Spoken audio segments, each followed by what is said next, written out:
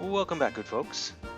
Um, this is part 5, or episode 5, of my Clockwork Empires Alpha 42 playthrough. Oh, new bandit colony? 6 of them. So, um, when we last left, the colony was, it had grown a little bit, but it was struggling. It was not food, it was not self-sufficient in terms of food. Also, when we left off, the colony was at day 14. I thought, personally, I was thinking I'd like to get on with building the more complex structures, specifically the metalworks and stuff. So I'm going to play a bit, on non-recorded. And once the colony is self-sufficient, I'll pick it up there and start recording again. It took me fully a week, so 7 in-game days, to get the colony to this point where it's even barely self-sufficient, which is unprecedented, I think. And that owes largely to the farming changes. However, what's going on over here? Absalom sold a cowl. Okay, he's not doing anything. So, I am now going to build the metalworks because the mine is producing, you can see it's been producing a ton of hematite, and the colony is just barely sufficient in terms of food. And I stress only just barely. I've made friends with the fish people, and they've kindly brought me, among other things, raw beetle steak, which I think is just barely keeping me afloat, on top of my many crops. When we left off, I think I own only these 2 crops, the cabbage and the maize. Now I actually needed material for beds. So this little pumpkin patch here was used to grow flax for a little while, until I had some flax in storage and I made some more beds. Then I turned it to pumpkin production. And then I made this slightly larger patch of wheat. But I will get back to that. First order of business, let's build that metalworks. Take advantage of this hematite. I still have not enough guns to protect my colony, so that has to be a priority. Let's not make a boring rectangle. Can't afford to feed anyone else, so I'm not going to call in a favor. Not going to make a boring rectilinear. There we go. So let's give this guy a door. I do have bricks, but I don't have an ingot. Oh dear. How am I going to... Oh, that's right, I don't need it. Don't need an ingot yet.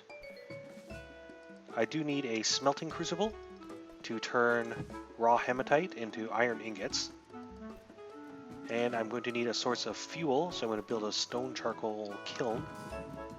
And that'll do for now. As soon as I have 1 ingot, I will build the smithing forge. If I had more advanced iron components, I would build these better kilns and ovens. As it stands, this is all I can build for now. So, back to farming. While we watch the metalworks get built, actually I'm going to expand the stockpile out a little bit. Looks like we're running out of storage space here. Food is not allowed in here. Yes, so if we look at the farming options, the crop options, we can see that the cabbage that I first planted is very high labor and yields it doesn't yield a lot of food per plant, but it grows very quickly. Now, making that my first crop, I feel might have been suboptimal, right? Not the best choice I could have made, and that's because, yeah, it tied up a crew. It just ties up. It's constantly spawning new farming jobs here in the job list. I mean, I can't say for sure that the increased yield offset the increased labor. Oh dear, beetles everywhere. What is going on? Okay, if we look in the bottom right here, occasionally an active mine will spew out these beetles. You know, your miners have disturbed an underground nest of beetles, and they run everywhere. They don't appear to eat your crops the same way the animal stampede does, which is good because I cannot afford to lose any of these crops. But if your soldiers are doing their jobs, and what's going on here? Oh, there's a beetle hanging around the mine. Oh. He can be our mascot. Come, Irony the beetle. Okay, so back to crops. Uh, so I don't know that the increased speed at which cabbage grows offsets the increased labor it requires. I feel that cabbage and pumpkins, both of which are medium crops, so medium labor, medium yield, and medium growth rate, are better sort of foundation crops just for sustaining the colony long enough to get something like wheat established. Now, while these three other plots were churning out food, the wheat took a long time to grow. However, the important distinction with wheat is that although it has the same amount of labor required as maize and pumpkin, it has a very long, it grows very slowly, but it yields a lot of food when it's done. In my opinion, the increased yield offsets the low growth rate here. So each time one of these plants is harvested, so once wheat is mature and you reap it to make wheat flour, it produces 4 bags of wheat flour, which is why I have 40 bags of wheat flour. It doesn't look like much, but they're stacked. Okay, these are all individual ones, but these ones here are like stacked in piles of 6. So yes, I've got 40 bags of wheat flour, which I've got my kitchen busy turning into bread. And the kitchen's going non-stop. The kitchen crew is not allowed to do any other jobs, just cook. And even at that rate, I'm still only just barely keeping up with food consumption in the colony. So those are things to consider when you're picking crops for your initial colony. Now I did have an aurochs run confusedly into town, so I turned him into steaks. I hope he will be turned into steak. No, I don't have any steak. Okay, don't have any orders for steak.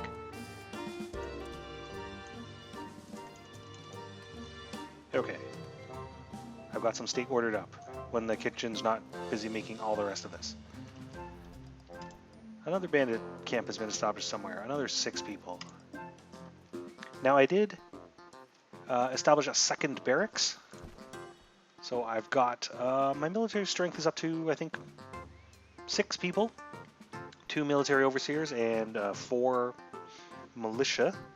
Unfortunately, I don't have any guns. I still only have like 1 random gun, I think I picked up off a dead bandit, and my starting pistol.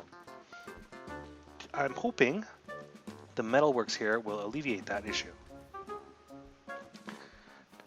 Now the fish, in addition to bringing me sand, which I've been dutifully turning into glass, and raw beetle steaks, which I've been turning into food, the fish people have also been bringing me cubes of flesh. My colonists don't know what to do with it. I don't think it's recognized as a commodity yet in the game, so it just lies where they put it, and I can't cook it, and I'm at the point where I would really like to be able to cook these mysterious cubes of flesh, because food is extremely tight. That said, I think the colony is stable now, and from this point forward... Ooh, a dodo! I need your flesh. So the colony is stable, and I think from this point forward we can concentrate on making the more... There we go. The higher tier buildings and facilities and weapons. So I'm talking about things like guns, things like the laboratory, things like the surveyor's office, and things that require metal parts like the brewery. I'd like to be able to brew beer, but I'm thinking I might actually need to keep most of my wheat for food purposes. So we'll see how that goes. All right, time to assign a crew to the Metalworks. Who only Mrs. Orsworth is not currently assigned to a workshop. However, Mrs. Orsworth is the crew I have on permanent farming duty. I've disabled every job but farming for her because this setup is extremely farming intensive. I I actually don't want to take away from any of my workshops. You know what? I don't need any more bricks. Yet. So I'm going to take the crew from here, Mrs. Goldenhewer. And I'm going to assign Mrs. Goldenhewer to the Metalworks.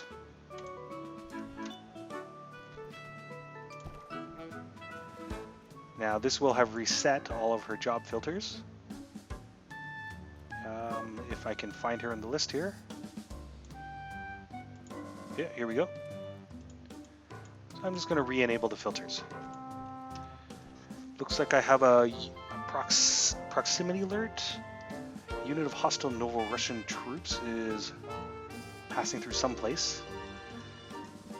If they make a mess of the town like they did previous episode, it may be a while before we get any more guns. Hopefully that won't happen. Yeah, so I'm going to let things develop here, and we're going to skip ahead in time a little bit. So the Novorussians have arrived. I hope they don't make a mess of my town. Well, there's an opportune time for an autosave. So I've got some militia NCOs, and they picked up rifles from somewhere. These are the brown coats. Now you can see the red-coated ones on the bottom right. Those guys are more veteran troops. That is, they're the squad I recruited earlier. So, in theory, they have better morale. Oh dear. Eunice Ors is in trouble.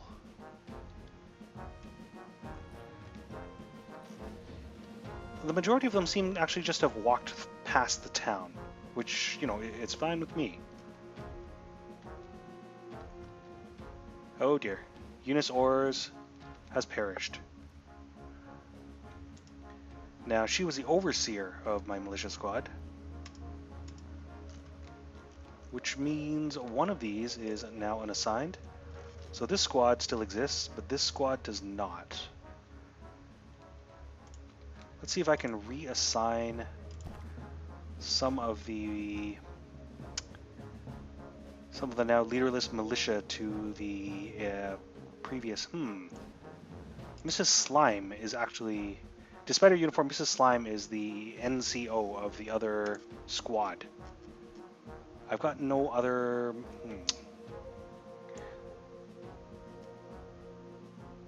Well, I'll just put him here for now. It's unfortunate, but I'm actually having a bit of a problem. I don't have enough overseers. So for each militia squad I want, I have to create a barracks and I have to assign a work crew there, which means one overseer per barracks per militia. And what happened was that the overseer of one of my militias was killed. And that meant I already didn't have enough overseers. So I didn't have a new squad to replace the old squad I lost. Fortunately, it looks like the Novorus troops, they didn't want to stay and massacre the town like they did last time. Got some immigrants. Some laborers. So hopefully I can leave this barracks vacant for now. And the colony will continue on its business. I mean, they've got some corpse burying to do. Oh, I've got a congratulatory letter from the ministry. I have met or exceeded 30 immigrants. Have a bar of gold. Well, thank you. I would rather have food, to be frank. But gold is fine, I suppose.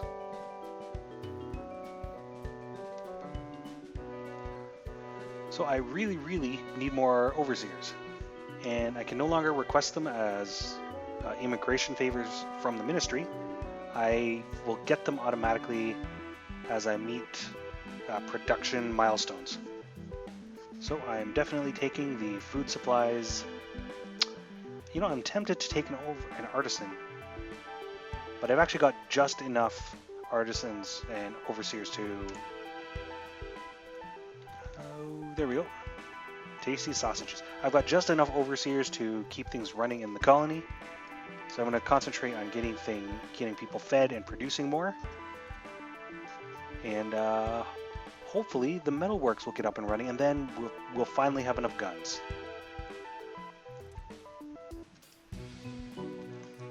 And here's the colony as it stands. Now, I've jumped way ahead in time. We're up to day 29.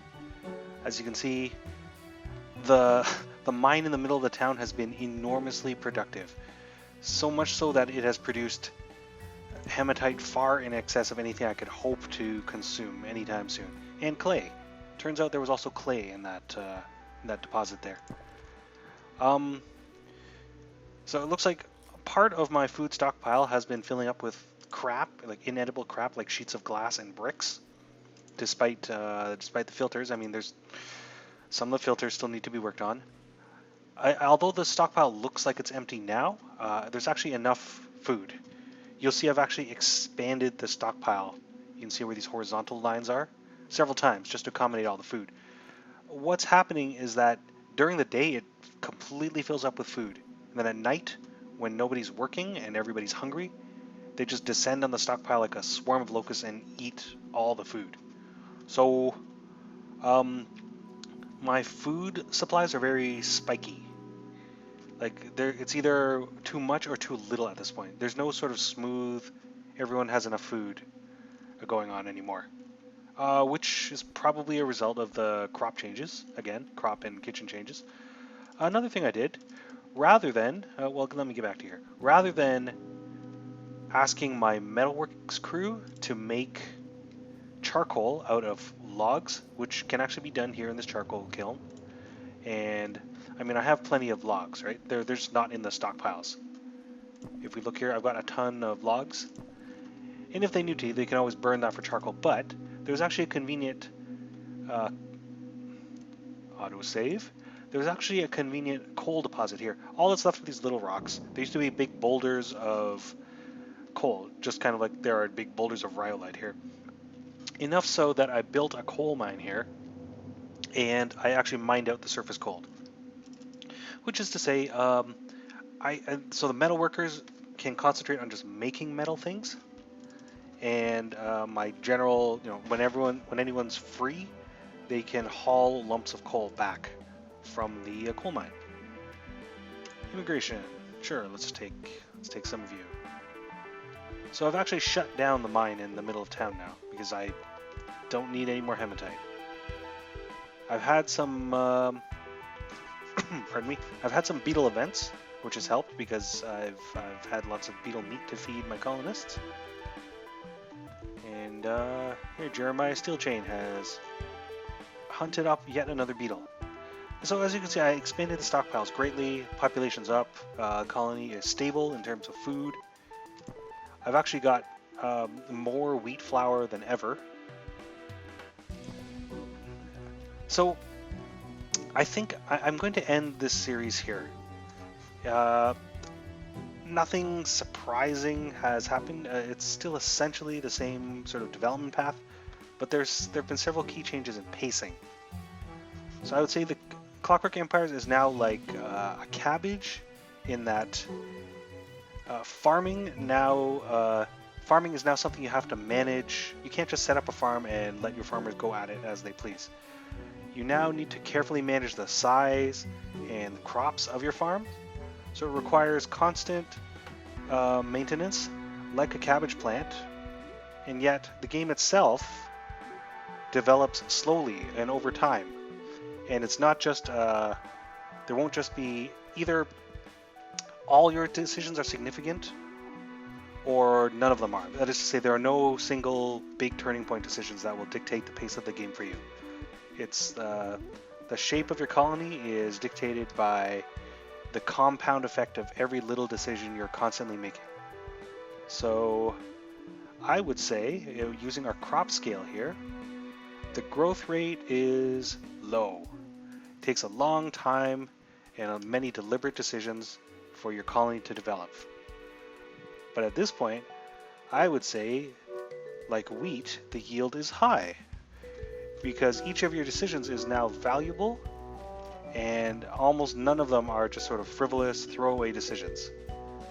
So our colony is some kind of unholy cabbage wheat hybrid.